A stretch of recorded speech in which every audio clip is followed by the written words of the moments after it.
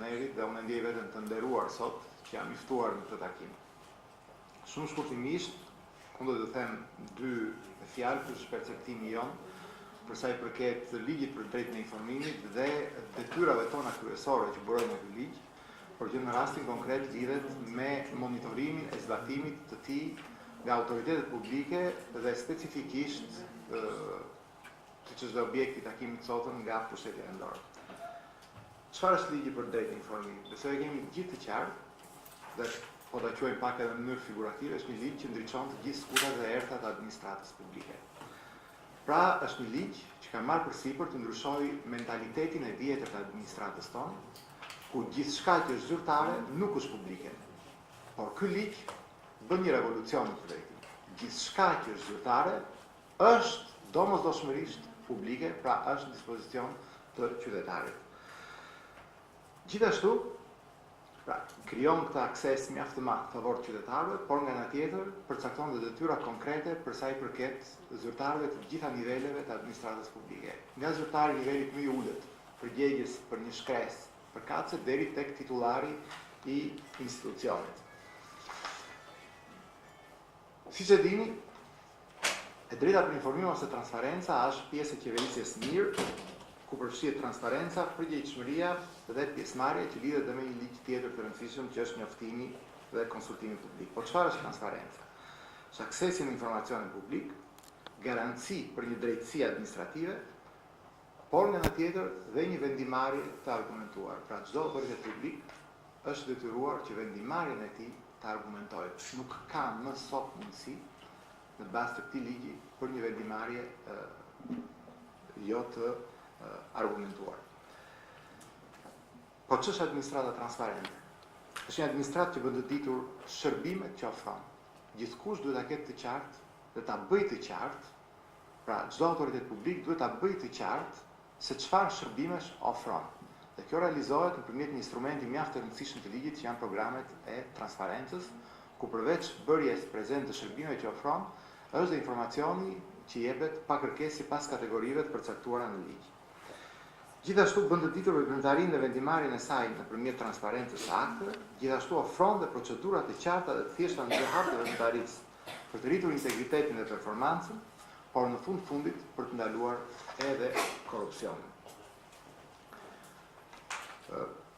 Ligji sjell shumë të reja, pra është një ligj shumë i mirë, është nga ligjet më të mira që konkuron në arenën ndërkombëtare, ne kemi mundësi që ta konstatojmë këtë gjë. Krijon shumë lehtësi për qytetarin, pra i jep të drejtën çdo individi për të kërkuar çfarë do informacioni pa sqaruar motivet e këtij informacioni, sepse jemi dëshmitar në shumicën e herëve sa herë kërkohet një informacion, thotë, po për çfarë të duhet. Natyrisht nuk e kam më këtë, siç e ka të drejtën qytetari të kërkojë çdo lloj informacioni, nuk e kam më të drejtën përfaqësuesi i autoritetit publik që të kërkojë motivet. Gjithashtu është një element tjetër i rëndësishëm, siç e thash, programet e transparencës, si dhe koordinatori. Kemi institucionalisht një person përgjegjës. Dhe mua më vjen shumë mirë që është përcaktuar në ligjin për drejtën e informimit, personi përgjegjës për drejtën e informimit që është koordinatori dhe janë përcaktuar dhe detyrat e tij. Por nga ana tjetër, siç e thash më sipër, ky ligj bën përgjegjës për të drejtën e informimit të gjithë në punësit zyrtar të një autoriteti publik. Dhe përveç detyrave dhe përgjegjësive, për ky ligj përcakton edhe sanksionet që vendosen ndaj tyre.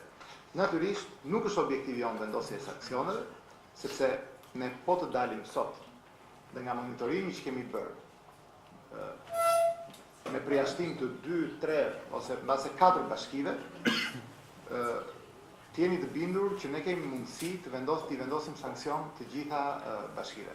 Por nuk është ky objekti i ligjit, sepse ne nuk kemi një plan për të realizuar me sanksion ose me gjoba, siç quhen në gjuhën e përditshme, por detyra jonë është që këto autoritete publike, pra bashkitë, të jenë transparente dhe të ofrojnë për publikun të gjithë informacionin e tyre zyrtar. Po përse vjen? të paktën nga monitorimi që ne kemi bërë për 1 vit e gjysmë, kjo mungesë transparence. Kryesisht mungesa e dhënies informacionit vjen për neglizhencë. Akoma zyrtarët, autoritetet publike nuk i japin rëndësinë e duhur zbatimit të kërkesave të ligjit për drejtë në informimit. Në radhë të dytë vjen për mungesë të përgatitjes profesionale.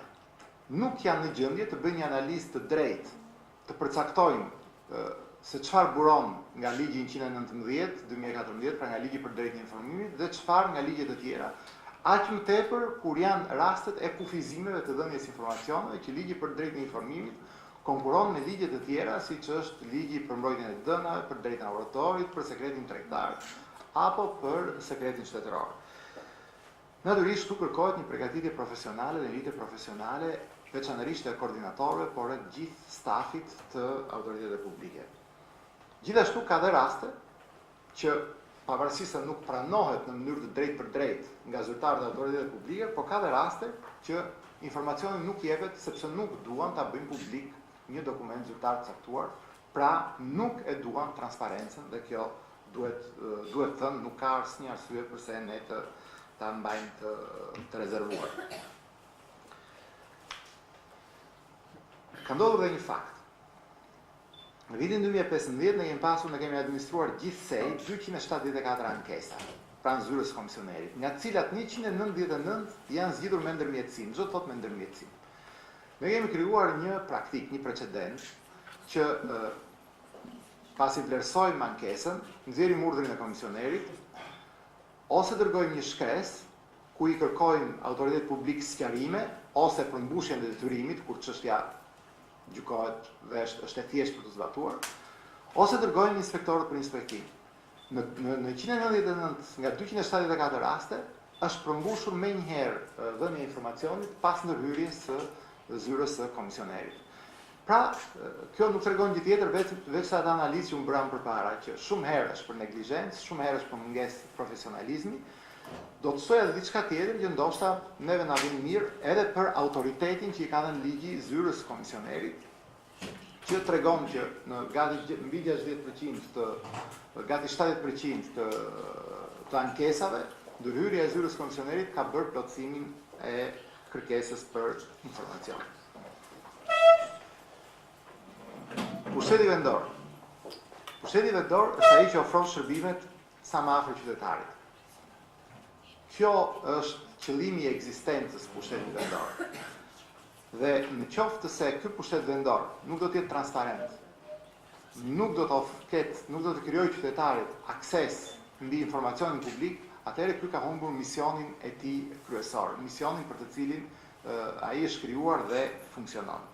Prandaj sa më shumë akses në informacion të ketë në organet e qeverisë vendore, pra në bashkitë, dhe për fat sot nuk kemi me atë morinë e madhe të bashkive dhe të komunave, por kemi një numër, do të themi, është mirë të themi, aq sa duhet, aq sa është nevojshme për të patur, ka sa më shumë informacion të ketë, aq më shumë transparencë ka, aq më shumë shërbim ka ndaj qytetarit, aq më pak mundësi për korrupsion ka në bashkitë.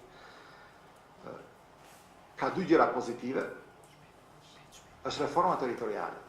Të tërë besoj biem dakord në një pikë, që nëse sot do të kishim 384 njësi të qeverisjes vendore, nga të cilat shumica nuk arrinin dot të krijonin, nuk kishin mundësinë as të paguanin pagat e punësve, me një administratë të modeste, nuk do kishin mundësinë të kishin nivel të caktuar edhe për zbatimin e ligjit për të drejtën e informimit. Reforma territoriale ka bërë që kapacitetet profesionale, por edhe kapacitetet strukturore, por edhe financiare, sepse natyrisht duhen edhe burime financiare për të realizuar dhe për të mbushur funksionet, ka bërë që të ketë një mundësi reale për zbatimin e ligjit. Pra, duhet vlerësuar si një risi pozitive. E dyta është ajo çfarë përmban vetë ligji për vetëqeverisjen vendore, në nenin 15 të tij, pra është dedikuar një nen i veçantë ligjit për drejtën e informimit dhe caktimit të koordinatorit nga organet e qeverisjes vendore. Këto janë dy gjëra teje të rëndësishme dhe është një avantazh për qeverisjen vendore, sepse institucionet e tjera, qoftë të pushtetit ekzekutiv, qoftë institucionet e pavarura, nuk e kanë këtë avantazh që jep ligji për vetë qeverisjen vendore. Unë ndaj të njëjtin opinion me Bjeritin, pavarësisht se do të kemi rastin një me raportin, gjendja e transparencës në pushtetin vendor nuk është e mirë. Unë do të thoja është shqetësuese. Është shqetësuese edhe për mentalitetin që ekziston.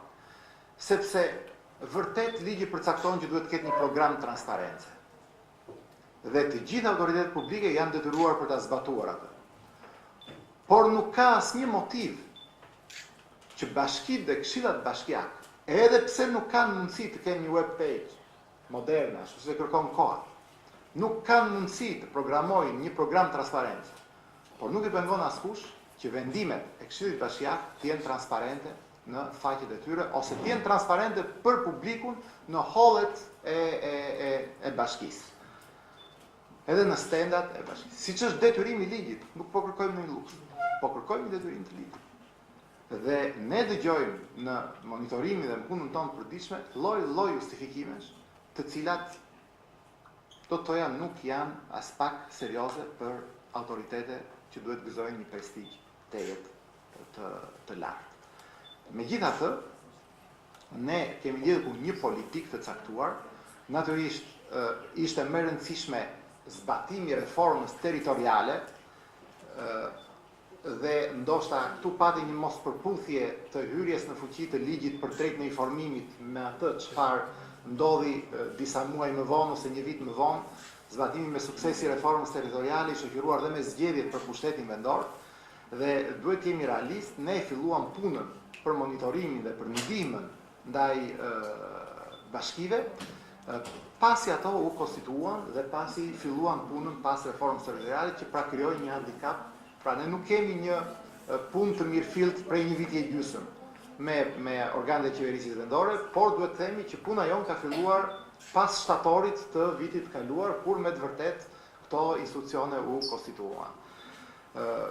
Megjithatë, ne do ta vazhdojmë, e dim që problemet e veçanërisht e disa njësive të qeverisjes vendore janë teje të mëdha, por kjo në asnjë rast nuk justifikon mosbatimin e detyrimeve për drejtën e informimit. Dhe ndoshta edhe mendimin tuaj të shoqërisë civile, që është padyshim elementi më i rëndësishëm në zbatimin e ligjit për drejtën e informimit, edhe në funksion të asaj që diskutuam së bashku përpara se të fillonte takimi, ndoshta për qytetarin element të ligjit për shkaqe të ndryshme mbeten të vështirë edhe për të kuptuar edhe për të zbatuar. Shoqëria civile nuk ka asnjë pengesë në të drejtim dhe duhet të jetë në pararojë të zbatimit të ligjit dhe të vënies para përgjegjësisë të gjithë autoriteteve publike, përfshirë këtu dhe zyrën e komisionerit, që ka rolin e nivelit të dytë. Faleminderit dhe ju uroj suksese në punën tuaj dhe në këtë prezantim. Faleminderit.